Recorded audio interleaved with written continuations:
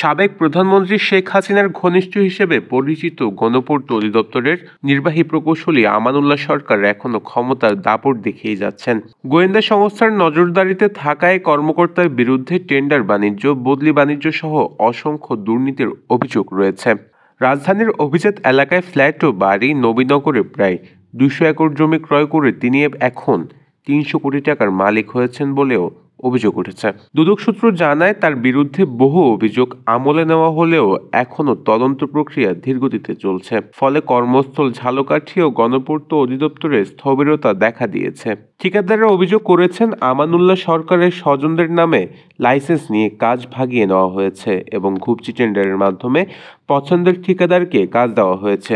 বিগত সরকারের আমলে অনিয়ম ও দুর্নীতি করেও তিনি পুরস্কৃত হয়েছেন পদোন্নতিতে। এমনকি দাম্ভিকতা করে নিজেকে শেখ হাসিনার লোক বলতেন। বর্তমানে অভিযোগ উঠেছে, তিনি রাজনৈতিক ভোল পাল্টে বিএনপিতে খেসার চেষ্টা করছেন। গৃহায়ন ও গণপূর্ত মন্ত্রণালয়ের একাধিক কর্মকর্তা জানিয়েছেন, দুর্নীতিবাজদের তালিকায় আমানুল্লাহ সরকারের নাম রয়েছে। তার সম্পদ বিবরণীতে গরমিল পাওয়া যায়। সংশ্লিষ্টরা মনে করছেন, দুদকের কার্যকর পদক্ষেপ ছাড়া এমন প্রভাবশালী দুর্নীতিবাজদের বিচার সম্ভব নয়। নিউজ ডেস্ক, প্রতিদিনের কাগজ।